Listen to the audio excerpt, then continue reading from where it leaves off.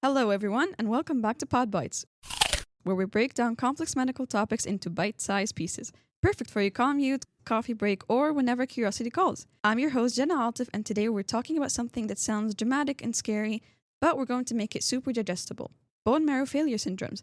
And of course, I'm not doing this alone. I'm joined by our in house hematology decoder, Lema Sibai. Hi, everyone. If you're listening while driving, walking to class, or spiraling about your to-do list, don't worry. We're here to break this down step by step. No prior hematology trauma required. All right, let's start really simple. When people say bone marrow failure, what are we actually talking about? Because it sounds like your bones just gave up on life. Think of your bone marrow as your body's blood cell factory. Inside that factory, you're constantly producing three major products, or cells. First, red blood cells, the oxygen delivery service. Second, white blood cells, the immune defense team. And third, platelets, the emergency plug team that stops the bleeding. So, bone marrow failure means the factory is not keeping up with demand. It's not making enough cells. If all three lines are low, red cells, white cells, and platelets, we call that pancytopenia. So pan meaning all, and cyto meaning cells. Penia means deficiency, so all cells are down. So basically, the factory is still there, but production is running on 5% battery.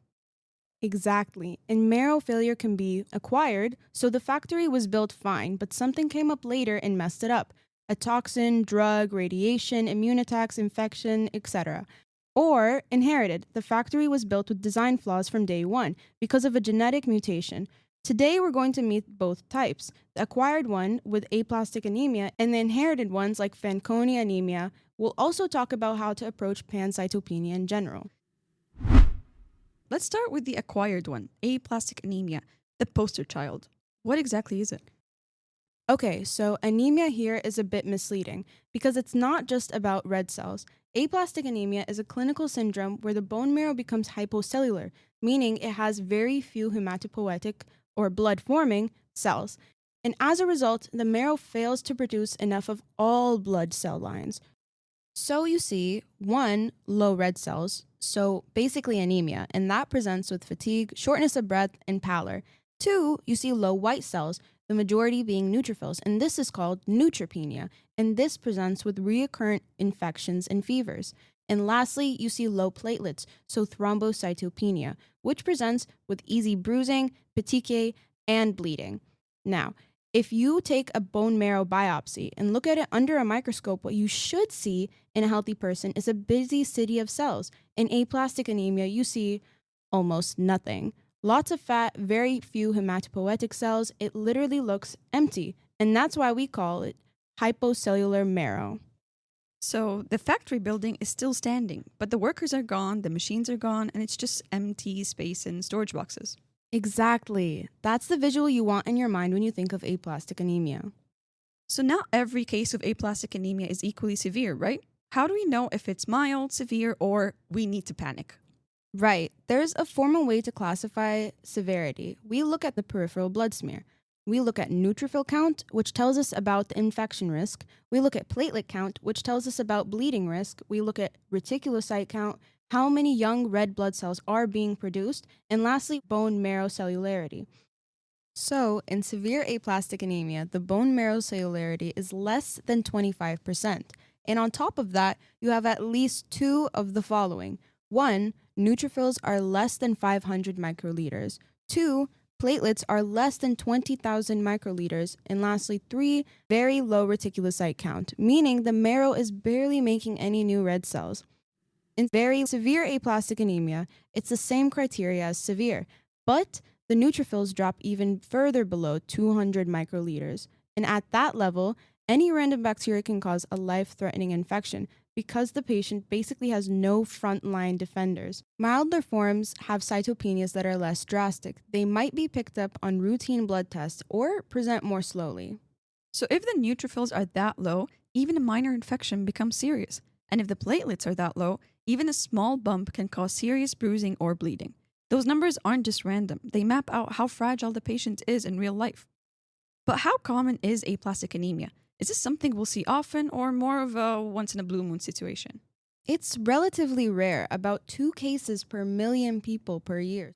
You'll see two peaks, one in young adults around 15 to 25 years old, another in older adults over 60. Men and women are affected about equally.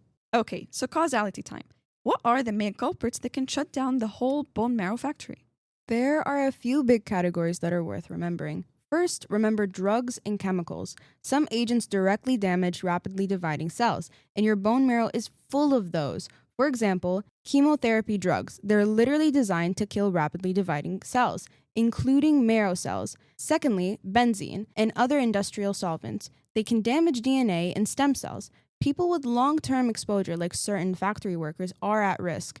Lastly, certain classic drugs historically associated with marrow suppression, like chloramphenicol, can, in rare susceptible individuals, also trigger aplastic anemia. The mechanism is often direct toxicity to stem cells, or a weird idiosyncratic reaction, sometimes involving immune processes. Most people take, let's say, an antibiotic and are completely fine. A very unlucky few have their marrow wiped out. Second, radiation. Radiation damages DNA. Cells that are actively dividing, like marrow precursors, are particularly vulnerable. High doses, like in nuclear accidents or certain cancer treatments, can kill large amounts of marrow stem cells, leading to aplasia. Third, infections. Certain viruses, like hepatitis viruses, EBV, CMV, and HIV, can be associated with aplastic anemia.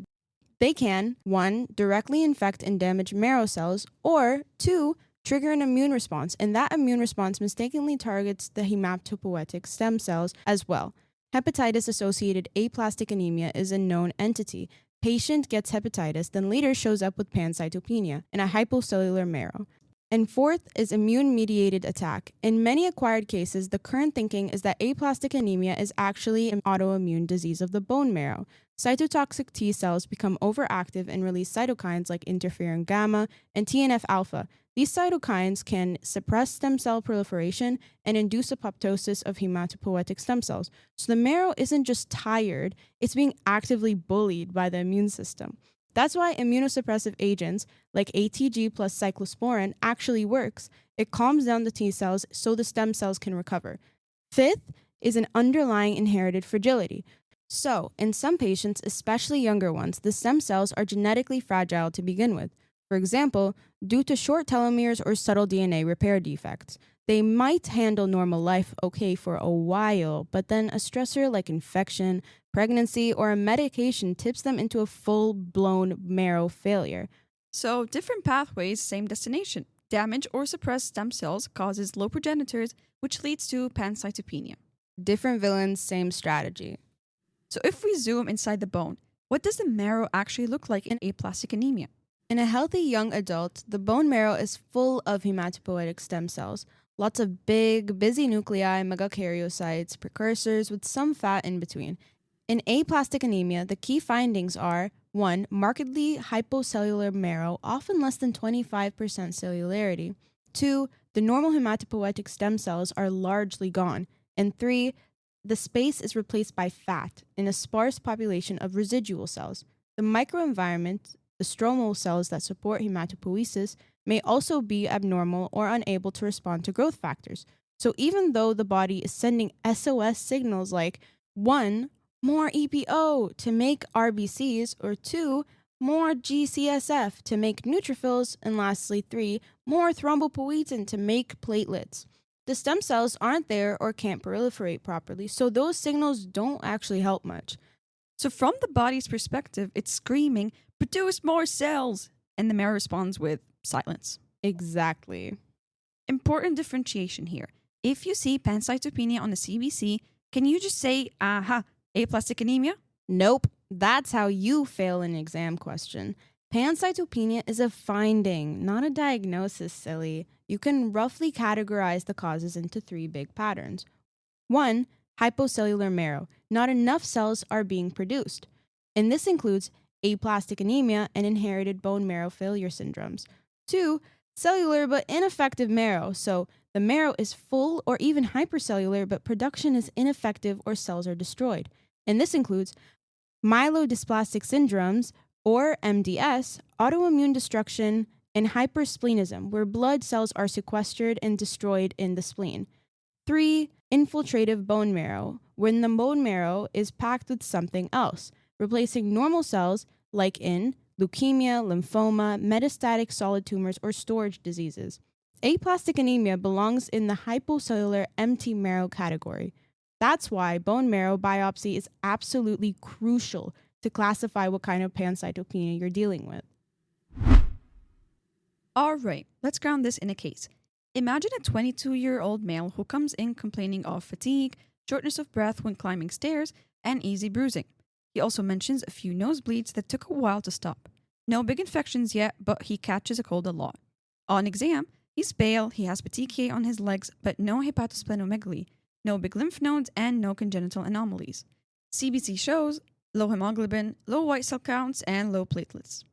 So basically, pancytopenia. And reticulocytes are low, meaning the marrow is not trying very hard to compensate. Peripheral smear doesn't show blast, just low counts. Bone marrow biopsy shows a hypocellular fatty marrow.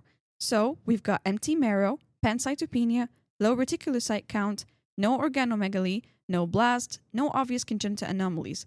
That's screaming acquired aplastic anemia. Exactly. And now comes the why workup. You should ask about drug and toxin exposure. Have they been exposed to chemotherapy, benzenes, or any kind of medications? Also check for viral infections, like we said before, hepatitis, EBV, and HIV. In younger patients, also consider inherited marrow failure. So we may do things like chromosomal breakage studies for Fanconi anemia, telomere length, or genetic panels. In chromosomal breakage studies, blood cells are exposed in the lab to chemicals like di-epoxybutane or mitomycin C to test how easily the chromosomes break. And if there is an increased amount of chromosomal breakage, it strongly suggests Fanconi anemia. As for telomere length testing, the lab measures how long the telomeres are at the ends of the patient's chromosomes. And if the telomeres are much shorter than expected for age, it indicates a telomere biology disorder, such as dyskeratosis congenita.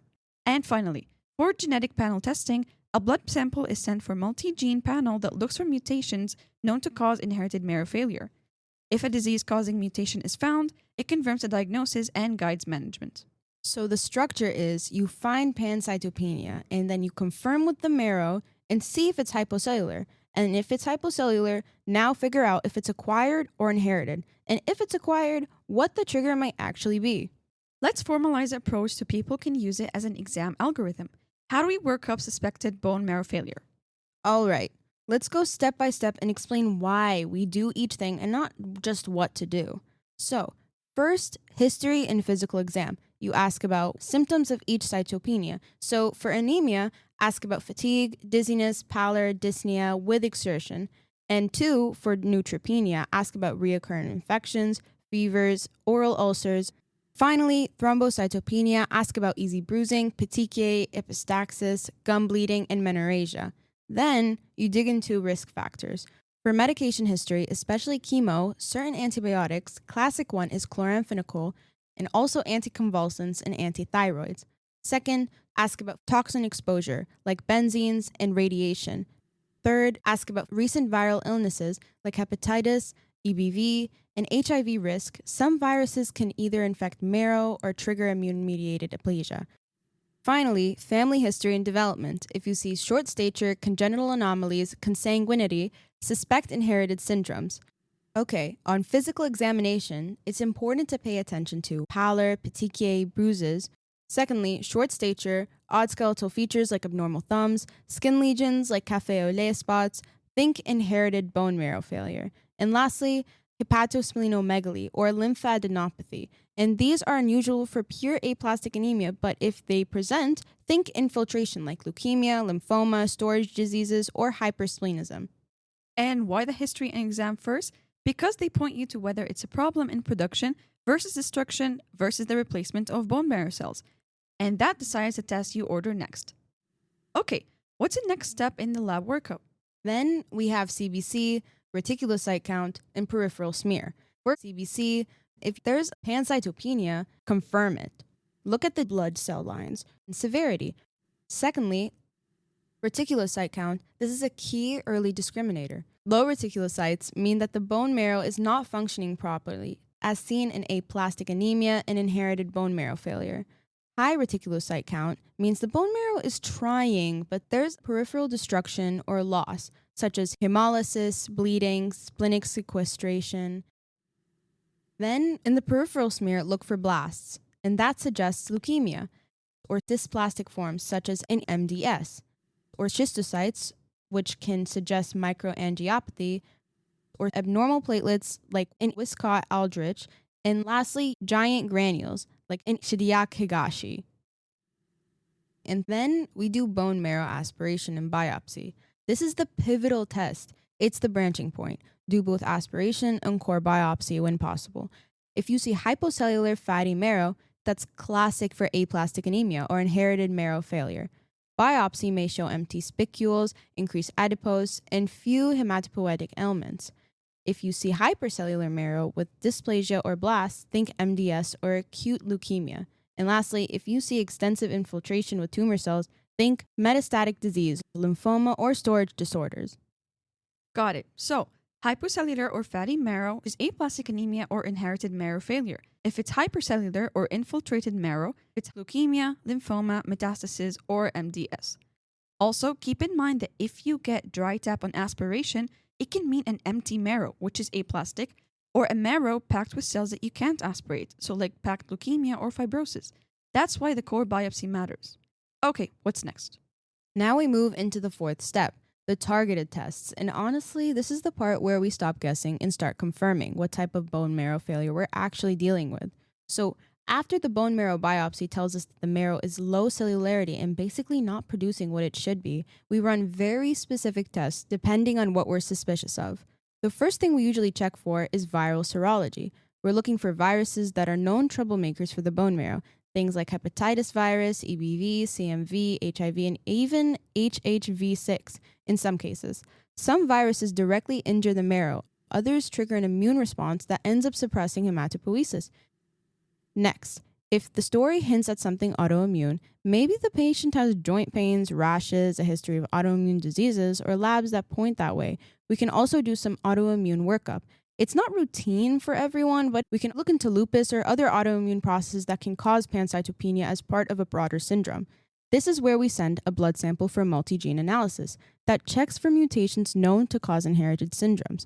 Fanconi genes, telomerase genes, Schwann diamond genes, ribosomal protein genes for diamond blackfan anemia, and so many more. If we find a mutation, that's the confirmation. It doesn't just give us a name, it helps decide treatment, transplant, conditioning, and what even to screen the family for. So basically, once you've confirmed pancytopenia and the bone marrow biopsy shows it's empty or hypocellular, these tests are like the detective work that tells you whether the cause is viral, autoimmune, or something the patient was born with. Exactly. It's like peeling back layers. First, you find pancytopenia, then you look into the marrow, and when you see the marrow isn't producing, that's when you dig deeper to figure out whether it's acquired or inherited, and if it's acquired, what the actual trigger was. All right, Lema. Once you've labeled it as aplastic anemia, how do we actually help these patients? Treatment depends on three things: age, severity, and donor availability. If the patient is young and has matched sibling donor, the best option is usually hematopoietic stem cell transplantation, or HSCT. That's basically taking out the broken factory and installing a brand new one. It can be curative, but comes with its own risk, like graft versus host disease. If transplant isn't an option, the patient is older or there's no suitable donors, we use immunosuppressive therapy, IST. Typically, we can use anti-thymocyte globulin, or ATG. This target removes T cells that are attacking the marrow, or we can use cyclosporin, and this prevents T cells from becoming active again and continuing the attack. Remember, our mechanism is overreactive T cells release cytokines that kill stem cells, so by calming the T cells, you're removing the attack on the marrow. Alongside that, there's supportive care. There's red cell transfusions for symptomatic anemia, or platelet transfusions for severe thrombocytopenia or active bleeding, or infection prophylaxis and early treatment because neutropenia makes any fever concerning. Sometimes growth factor like GCSF is used in selected patients to boost neutrophils. So, in one line, either quiet the immune system so the existing stem cells can recover, or replace the entire system with a transplant and support them while they're vulnerable. Oh my God, Jana, yes, exactly. You're so smart. Now, let's talk about the born with it group, the inherited bone marrow failure syndromes. Good choice. These are genetic conditions where the bone marrow is fragile from the start. They often come with cytopenias, sometimes affecting one cell line and sometimes affecting all, or physical anomalies, which, include short stature, limb defects, skin changes, and lastly, increased risk of malignancy, especially leukemia and MDS. The big names are Fanconi anemia, dyskeratosis congenita, Schwann-Diamond syndrome, and TAR syndrome, thrombocytopenia with absent radii. We'll shine the spotlight mainly on Fanconi anemia and briefly discuss TAR. Alright, Fanconi anemia. This one likes to appear in MCQs in full costume. Short child, abnormal thumbs, cafe au lait spots. So walk us through it. Yes, Fanconi anemia is an inherited DNA repair disorder. The core idea is the DNA repair machinery is faulty, and cells accumulate DNA damages more easily. Highly proliferative cells like the bone marrow start to fail, and there's genomic instability, so the risk of leukemia and solid tumors increases. Clinically, you see a combination of physical anomalies plus blood problems. Common features, like in the skin, present with cafe au lait spots, hypopigmented or hyperpigmented areas. For growth, you see short stature and underweight. In the limbs, absent or hypoplastic thumbs, abnormal radii, and the hands may look a little strange. In the genitourinary system, you see underdeveloped genitalia in some and kidney malformations in others. And for other systems involved, heart defects, eye and ear abnormalities may be present. Hematologically, you often see thrombocytopenia and macrocytosis, which means big RBCs. Then, over time, it progresses to full-blown pancytopenia. The bone marrow gradually burns out. So this is not some vague, tired marrow. This is genetically fragile marrow that's constantly accumulating damage. So how do we actually diagnose it? We do a chromosomal breakage test using agents like DEP, diepoxybutane, or MMC, mitomycin C. These chemicals cause DNA cross-linking. DNA repairs fix most of the damage in normal cells.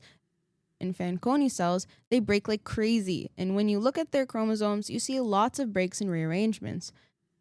Then we confirm with genetic testing for mutations in the Fanc gene.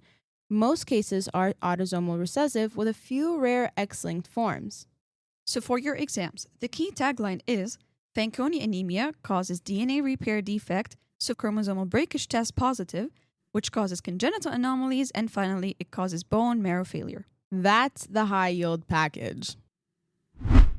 Now let's contrast that with TAR syndrome, because this is one of those spot the difference things they love. Exactly. TAR stands for thrombocytopenia with absent radii. In TAR, babies are born without radii, so the forearm bones are missing, but the thumbs are present and normal.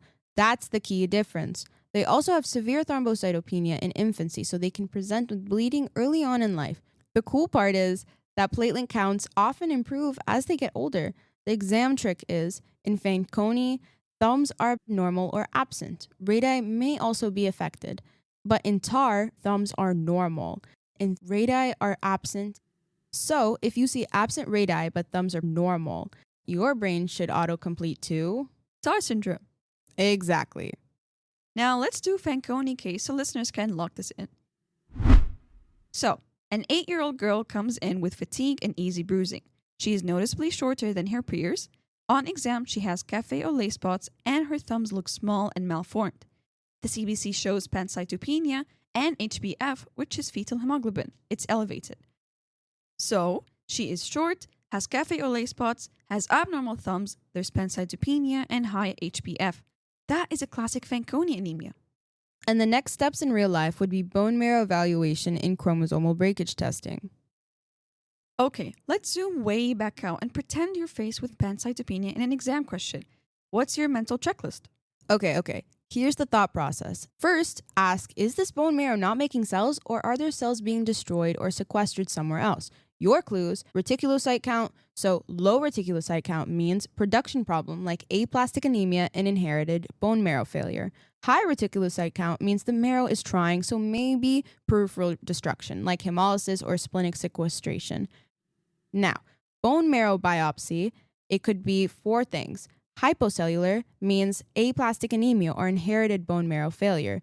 Hypercellular with blasts is leukemia, and hypercellular with dysplasia is MDS.